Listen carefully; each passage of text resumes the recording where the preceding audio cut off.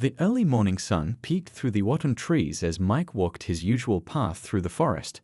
The leaves crunched softly under his boots, creating that perfect morning sound that every nature lover knows by heart. As a game warden with 15 years of experience in the northern Michigan forests, he thought he'd seen it all. But this day would be different, very different. The morning had started like any other. Mike had woken up at 5 a.m., made his coffee in his favorite blue thermos, the one with all the dents that told stories of countless adventures, and grabbed his old but reliable binoculars.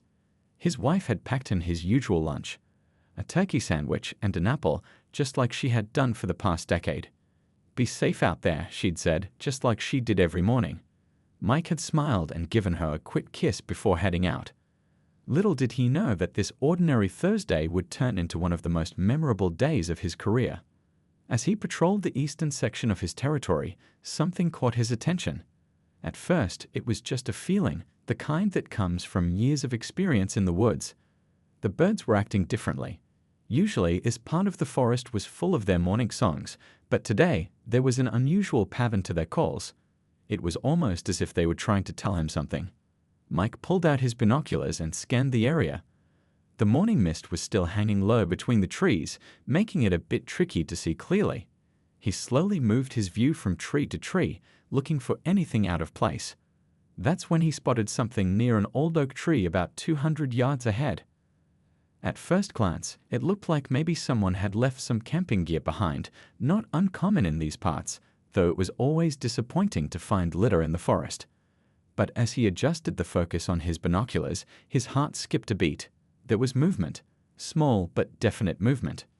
Mike had dealt with all sorts of situations in his career: lost hikers, injured animals, even the occasional bear getting too close to camping grounds. His job was to protect both the wildlife and the people who came to enjoy these woods. But something about this situation made the hair on the back of his neck stand up. He reached for his radio, almost making the call for backup, but something stopped him. Maybe it was instinct, or maybe it was just years of experience, but he decided to take a closer look first. He checked his gear, flashlight, first aid kit, and other essential tools all secure on his belt, and started making his way through the undergrowth. The forest was thick here, with fallen leaves covering the ground and low-hanging branches that needed to be pushed aside. Every step brought him closer to the mysterious shape by the oak tree. The morning dew had soaked through the fallen leaves, making his steps silent, a skill that had served him well over the years. As he got closer, his trained eye noticed other details. There were no recent campfire remains, no tent marks, no usual signs of human activity. Just that strange shape by the tree, now more visible with each step he took. The birds had gone completely quiet now, adding to the eerie feeling that had settled over this section of the forest. Finally, about 50 yards away, Mike stopped dead in his tracks. Through a small clearing in the trees, he could now make out what he was looking at. His heart sank, and his hand instinctively tightened on his flashlight. There, tied to the massive old oak tree, was a dog. But this wasn't a case of someone's pet temporarily secured while they went hiking. No, this was something else entirely. The morning sun had finally risen high enough to cut through the mist, casting long shadows through the trees. In that morning light, Mike could see the truth of what he was facing. This wasn't just going to be another routine day in the forest. This was going to be the beginning of something much bigger. A story that would not only change his life, but would touch the hearts of an entire community. Mike took a deep breath, checked his gear one more time, and started moving forward again. Whatever happened next, he knew one thing for certain. He was this dog's only hope, and he wasn't going to let it down. Mike's boots barely made a sound as he carefully made his way toward the old oak tree. Each step brought him closer to the dog, and with every foot of distance closed, the reality of the situation became clearer and harder to bear. The morning sun now fully lit the scene before him, leaving no shadows to hide the truth of what he was seeing. The dog was a German Shepherd mix, though it took Mike's experienced eye to recognize the breed. Hunger had taken its toll, leaving the poor animal's ribs visible through its matted fur. Its coat, which should have been thick and healthy, hung in tangled clumps. But what struck Mike the most wasn't the physical condition of the dog, it was its eyes. Those eyes held a story that made his throat tight with emotion. Despite everything the dog had been through, there was still a gentle soul behind those eyes. They weren't filled with fear or aggression as Mike might have expected. Instead, they showed something that nearly broke his heart: hope. Pure, simple hope that maybe, just maybe, this human would be different from the last. "Hey there, buddy," Mike said softly, keeping his voice low and gentle. He'd handled countless animal encounters over his years as a game warden, but this one felt different. This wasn't about managing wildlife or dealing with a nuisance animal. This was about connecting with a creature that had been betrayed by the very species that should have cared for it.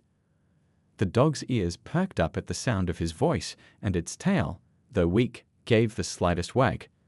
That tiny gesture of trust, despite everything, made Mike's eyes water. He quickly wiped them with his sleeve, never taking his gaze off the dog. Moving slowly, Mike reached into his pack and pulled out his water bottle and a small collapsible bowl he kept for emergencies. The sound of water pouring into the bowl made the dog's ears prick up again, and its tongue lolled out slightly, revealing just how thirsty it was. "Easy now," Mike whispered, inching forward with the bowl. "Let's get you some water first." He placed the bowl just within reach of the dog, careful not to make any sudden movements. The chain that held the dog to the tree was cruelly short, barely allowing the animal to lie down comfortably. The dog stretched its neck toward the water, and Mike's trained eye caught sight of something that made his blood boil. The chain had rubbed the dog's neck raw in places, leaving painful-looking marks that told of countless days of struggling. But what really caught his attention was something else: a small metal tag hanging from the chain, half buried in mud and rust. As the dog lapped up the water gratefully, Mike pulled out his phone and snapped a few quick photos of the scene. He'd need documentation for what was clearly a case of animal abuse. His mind was already racing with questions. How long had the dog been here? Who could have done this? And most importantly, were there others? The dog finished the water and looked up at Mike with those soulful eyes again, this time with a bit more life in them. It was as if the simple act of kindness had awakened something in the animal, a reminder of what human companionship should feel like. Mike knew he needed to get the dog out of there, but he also knew that rushing could spook the animal. He'd seen too many rescue attempts go wrong because someone moved too quickly. Instead, he sat down on a nearby log, keeping his movements slow and deliberate. "You've had quite a time of it, haven't you?" he said softly, maintaining a gentle stream of talk. The dog's tail wagged again, stronger this time. Mike reached into his pack and pulled out his lunch. The turkey sandwich his wife had packed would serve a better purpose today. As he unwrapped the sandwich, the dog's nose twitched, and its eyes followed his every movement. Mike slowly pulled off small pieces of turkey, offering them one at a time. Each piece was accepted more eagerly than the last, and with each morsel, the invisible barrier between them seemed to dissolve a little more. While the dog ate, Mike examined the chain more closely. It was secured with a heavy padlock. This was no accident or temporary situation. Someone had deliberately left this dog here, taking steps to ensure it couldn't escape. The thought made his jaw clench, but he kept his voice soft and gentle for the dog's sake. As the last piece of turkey disappeared, Mike knew it was time to act. He reached for the bolt cutters on his belt, and as he did so, the dog watched him with complete trust, a trust he silently vowed never to betray. This wasn't just about a rescue anymore. It was about justice, healing, and perhaps most importantly, showing this dog that not all humans had forgotten what compassion meant. The moment of truth had arrived. Mike held the bolt cutters firmly in his hands, their familiar weight somehow more noticeable today than ever before. The dog watched his every move, head slightly tilted, as if understanding that something important was about to happen. "All right, buddy," Mike said softly, his voice barely above a whisper. "Let's get you out of this mess." He'd done plenty of rescues before, but something about this one felt different. Maybe it was the way the dog kept looking at him with those trusting eyes, or maybe it was the peaceful morning forest around them, but this moment felt almost sacred. The chain was thick, thicker than it needed to be for any animal, let alone one so weakened by hunger and neglect. Mike's hands shook slightly with anger as he positioned the bolt cutters, but he forced himself to stay calm. He couldn't afford to let his emotions take over, not when this dog needed him to be steady and sure. As he worked, Mike kept talking in that same gentle voice, explaining each move before he made it. "I'm just going to cut this chain now. Might make a bit of noise, but don't worry, you'll be free in just a minute." The dog seemed to understand, staying perfectly still as Mike lined up the bolt cutters with the chain. The first attempt didn't cut through completely. The chain was rusty but sturdy, probably meant for securing heavy equipment rather than animals. Mike repositioned the cutters, aware of every second that passed. The morning birds had resumed their singing, creating a surprisingly peaceful backdrop to this rescue operation. "Just a little more," Mike encouraged, both to the dog and himself. The second attempt was more successful, the metal groaning under the pressure. The dog's ears perked up at the sound, but it didn't flinch or try to pull away. Instead, it seemed to lean slightly toward Mike, as if offering moral support. Finally, with one last squeeze of the handles, the chain gave way with a loud snap. The sound echoed through the trees, sending a few birds flying from their perches. But the dog didn't startle. If anything, it seemed to understand exactly what that sound meant. For a moment, neither of them moved. The broken chain lay in the dirt between them, its heavy links now powerless. The dog looked from the chain to Mike and back again, as if processing its newfound freedom. Then, slowly, its tail began to wag. Mike carefully reached out, palm up, letting the dog make the next move. "You're okay now," he said softly. "You're safe." The words seemed to float in the morning air, a promise being made between man and animal. The dog took a tentative step forward, no longer restricted by the chain's cruel length. Then another step and another. Mike stayed perfectly still, letting the dog set the pace. When it finally reached his outstretched hand, it gave his fingers a gentle sniff before pressing its head into his palm. That simple gesture of trust nearly brought Mike to tears. He gently scratched behind the dog's ears, careful to avoid the raw areas where the chain had rubbed. As he did so, his fingers found something, a weathered tag, half hidden in the matted fur. Carefully, Mike cleaned off the tag with his thumb. The text was faded but still readable, and what he saw made him catch his breath. This wasn't just about rescuing one dog anymore. This tag held information that could lead to something much bigger. "Well," Mike said, giving the dog another gentle pat, "looks like you and I have got some work to do." He pulled out his phone and quickly photographed the tag before it could get lost. The dog watched him curiously, seeming more alert and alive with each passing minute of freedom. Standing slowly, Mike surveyed the area one more time, making sure he hadn't missed anything important. The morning sun had risen higher, warming the autumn air. In this light, he could see signs he'd missed before. Traces of foot trails, broken branches, things that told him this remote spot had been chosen deliberately. The dog stood too, a bit shaky but growing stronger. It stayed close to Mike's side, as if afraid he might disappear. "Don't worry," Mike assured it, reaching down to give it another pat. "We're in this together now." He pulled out his radio. It was time to call this in and get some help. As he waited for a response on his radio, Mike watched the dog taking its first few steps of freedom, sniffing the forest air with newfound interest. Despite everything it had been through, there was already a spark of life returning to its eyes.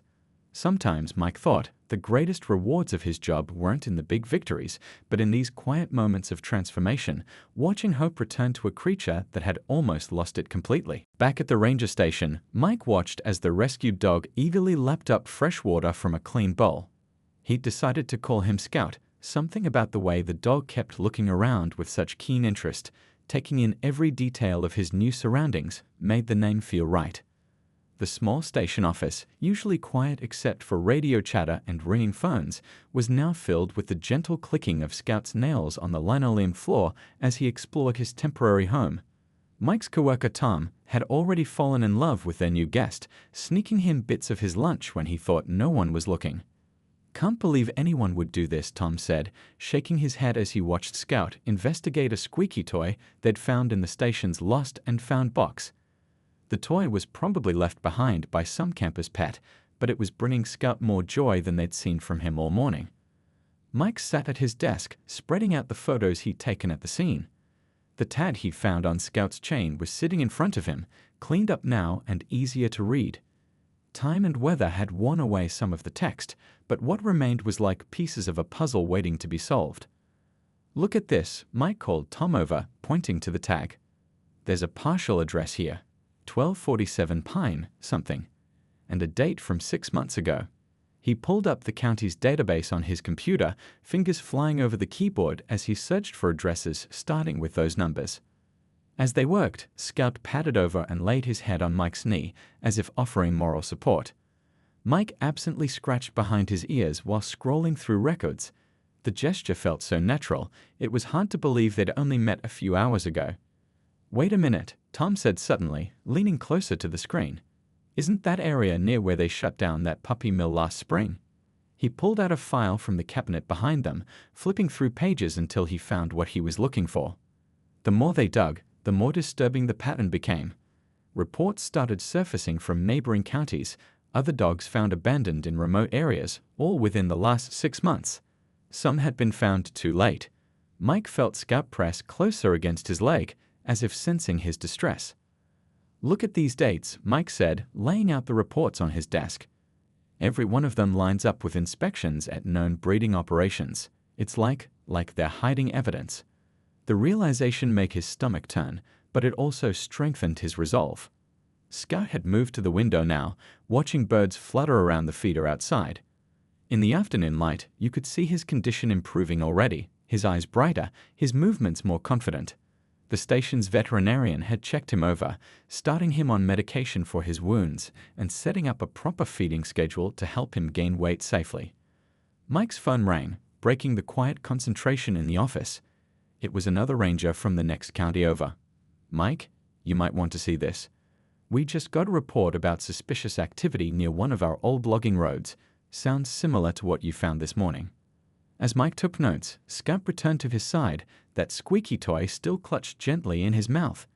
The sight made Mike smile despite the serious conversation. It was amazing how quickly animals could bounce back when shown a little kindness. After hanging up, Mike stood and grabbed his jacket. "Tom, can you keep an eye on Scout? I need to check something out." But before he could reach the door, Scout was already there, toy dropped and stance alert, clearly ready to go along. Tom laughed. "Looks like you've got a partner whether you want one or not." The truth was, Mike was glad for the company. Something told him Scout's instincts might come in handy. Looking down at his new friend, Mike couldn't help but marvel at how life worked sometimes. What started as a routine morning patrol had turned into something much bigger, not just a rescue, but possibly the key to stopping more animals from suffering the same fate. As they headed out to the patrol truck, Scout trotting happily beside him, Mike thought about all the threads they were starting to uncover. The tag, the dates, the reports, it was all starting to paint a picture, and it wasn't a pretty one. But with each piece of evidence they gathered, they were one step closer to making sure no more dogs ended up chained to trees in the forest. Scout jumped into the passenger seat like he'd been doing it his whole life, settling in with an air of importance that made Mike chuckle. Maybe Tom was right. Maybe he did have a new partner. And together, they were going to get to the bottom of this mystery, one clue at a time. The pieces of the puzzle started coming together on a rainy Tuesday afternoon. Mike sat at his desk, surrounded by stacks of reports and photographs, while Scout dozed peacefully under the desk, his new favorite spot. The steady drone of rain against the station windows created a peaceful backdrop to their work. 3 days had passed since Scout's rescue, and in that time, they'd uncovered more than Mike had expected. The partial address from Scout's tag had led them to an old warehouse on Pine Valley Road. What made Mike's heart sink was learning that this warehouse had been rented by the same person who'd run the shuttered puppy mill 6 months ago. "Hey, come look at this," called Tom from his desk. He was going through old newspaper articles on his computer. Scout's ears perked up at the excitement in Tom's voice, and he padded over to investigate. Even after just a few days, the dog's transformation was remarkable. His coat was starting to shine, and he moved with more confidence. Mike rolled his chair over to Tom's desk, Scout following closely. The article on the screen showed photos of a police raid from earlier that year. "The timing matches perfectly," Tom said, pointing to the date. "The mill was raided on March 15th. According to that tag we found on Scout, he was registered there just 2 days before." The truth hit Mike like a punch to the gut. They knew the raid was coming, he said quietly, reaching down to scratch Scout's ears. They must have had inside information. That's why they started hiding dogs in the forest. They were trying to save their inventory. The last word tasted bitter in his mouth. Scout pressed against Mike's leg, as if offering comfort. It was amazing how this dog, who had every reason to mistrust humans, had become such a source of support. His presence made the dark revelations they were uncovering a little easier to bear. The investigation had revealed a disturbing pattern. The puppy mill owners had been tipped off about upcoming inspections and raids. Instead of facing consequences, they'd hidden their dogs in remote locations, planning to retrieve them later. Some, like Scout, had been abandoned when their hiding spots became too risky to visit. Mike's phone buzzed with a text from a local police officer who'd been helping with the case. They'd found another chain and stake set up in the woods near the old warehouse, but this one was empty. The message included a photo that made Mike's hands tighten on his phone. The setup was identical to where they'd found Scout. "We need to check the surrounding areas," Mike said, standing up. Scout immediately stood too, ready for action. If they used the same method in one place, he didn't need to finish the thought. Tom was already reaching for his jacket. The rain had eased to a gentle drizzle as they headed out. Scout rode in Mike's truck, his nose pressed against the window, alert for anything unusual. They discovered that his time in the forest had given him a keen sense for finding hidden paths and unusual movements in the undergrowth. As they drove to the new location, Mike thought about how this case had grown from a single rescue into something much larger. What started with one dog tied to a tree had unveiled a network of cruelty that stretched across several counties. But it had also revealed something else: the incredible resilience of animals like Scout and the dedication of people willing to fight for them. The local animal shelter had been incredibly helpful, providing records and information about similar cases they'd seen. The community had rallied around the investigation, with local hunters and hikers reporting any suspicious activities they spotted in the woods. What had started as a lonely mission had become a community effort. Scout's story had touched people's hearts in a way that statistics and reports never could. Local news stations had picked up the story, and tips had started pouring in. Each piece of information they received helped paint a clearer picture of what had happened, and more importantly, helped prevent it from happening again. As they pulled up to the new location, Scout's demeanor changed. He sat up straighter, his attention focused on the trees ahead. Mike had learned to trust these subtle signals. Scout seemed to have a sixth sense about these places, perhaps recognizing something familiar in their setup. "Ready, buddy?" Mike asked, gathering his gear. Scout's tail wagged once, determined. Together, they stepped out into the misty afternoon, ready to uncover whatever secrets these woods might hold. The truth was emerging, one clue at a time, and with each discovery, they were one step closer to making sure no other dogs would suffer the same fate as Scout had. 2 weeks had passed since Scout's rescue, and the changes in him were nothing short of amazing. The scared, skinny dog from the forest had transformed into a bright-eyed, energetic companion who greeted each day with newfound joy. Mike watched from his porch as Scout played in the fenced backyard, tossing his favorite blue ball into the air and catching it with impressive skill. The morning sun caught Scout's coat, showing how healthy it had become. Regular meals and proper care had worked wonders. His ribs no longer showed, and his fur had grown thick and glossy. But the physical changes were just part of the story. It was Scout's personality that had undergone the most remarkable transformation. "Look at you showing off," Mike called out as Scout performed an particularly impressive catch. The dog bounded over, tail wagging, ball clutched proudly in his mouth. These morning play sessions had become their daily ritual before heading to work at the ranger station. The station had changed too. Scout had become something of a local celebrity, with people often stopping by just to see him. Children would press their faces against the station's windows, breaking into huge smiles when Scout would trot over to greet them. Each visitor would leave with not just a happy memory, but also a deeper understanding of animal welfare. Mike's wife had fallen in love with Scout instantly. "He's got an old soul," she'd said on Scout's first night at their home. She wasn't wrong. Despite everything he'd been through, Scout showed an incredible capacity for love and trust. He'd curl up at their feet during evening TV time, somehow managing to spread himself across both their laps. The investigation was still ongoing, but Scout's case had sparked something bigger in the community. Local news stations had picked up the story, and their coverage had led to increased awareness about animal abuse.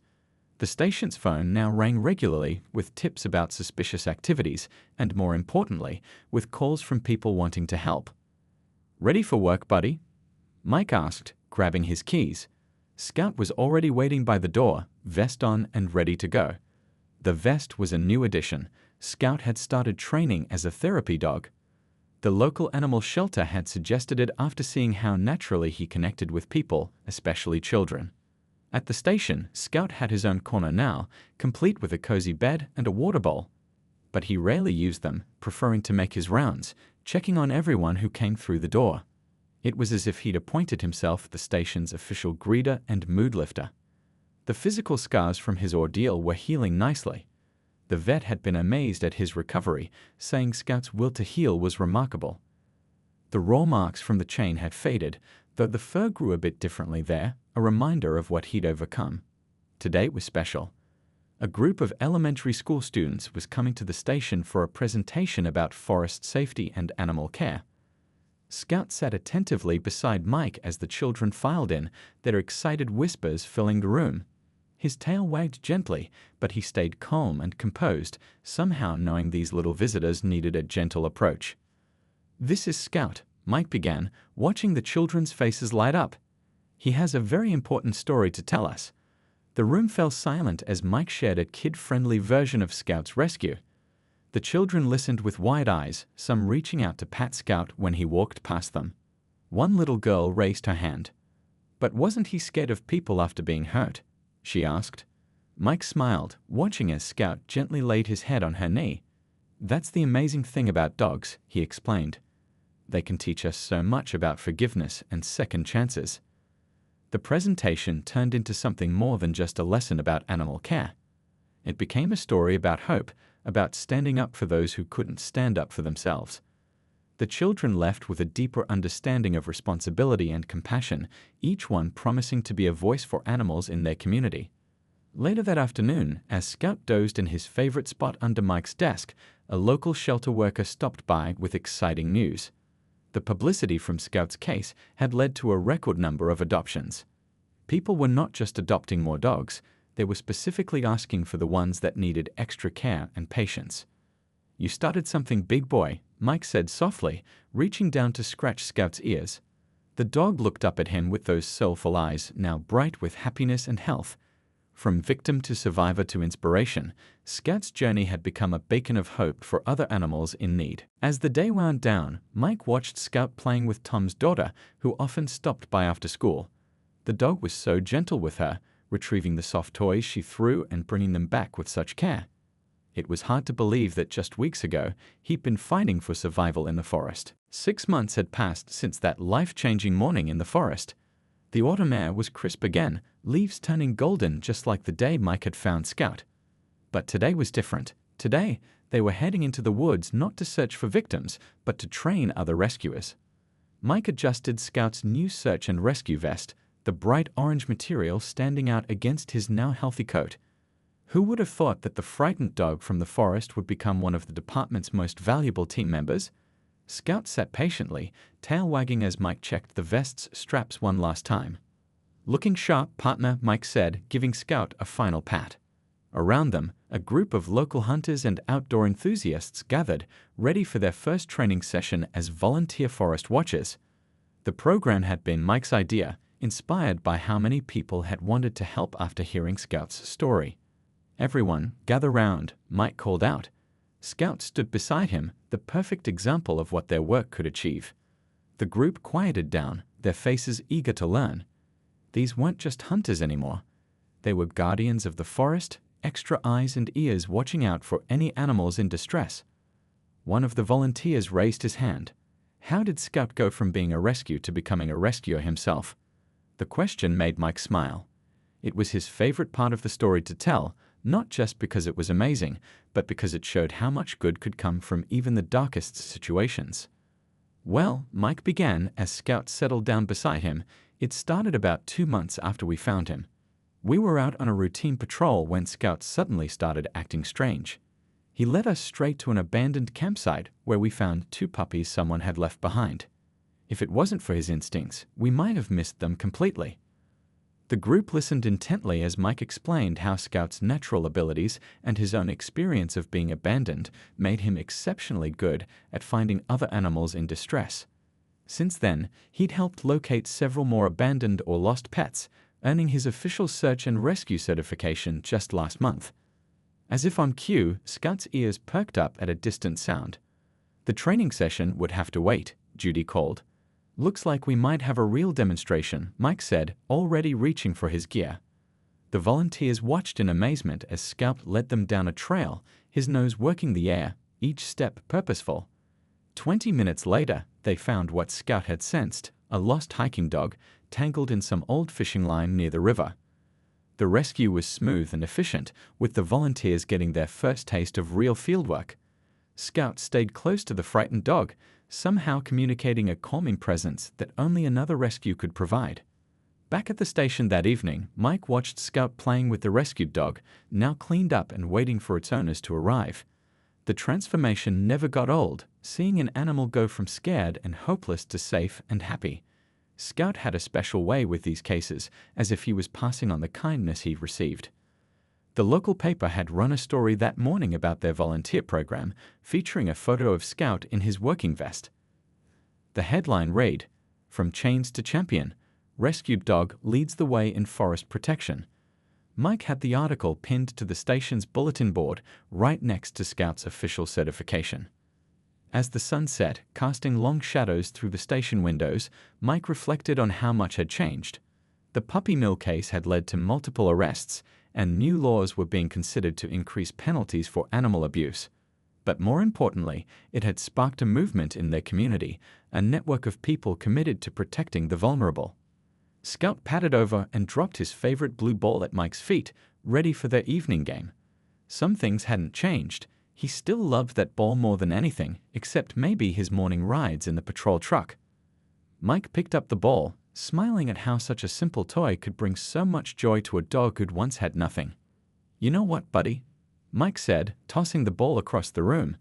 "You didn't just save yourself that day in the forest. You helped save a lot of others too." Scout returned with the ball, his eyes bright and happy, completely unaware of his hero status in the community. The next morning's training session would bring new volunteers, each inspired by Scout's story. The forest paths that had once held so much darkness for him had become his mission ground, each patrol a chance to prevent another animal from suffering as he had. As they headed home for the day, Scout riding shotgun as always, Mike thought about how sometimes the best endings come from the hardest beginnings. The scared dog tied to a tree had become a symbol of hope, a reminder that with love, patience, and the right support, anyone could overcome their past and help create a better future.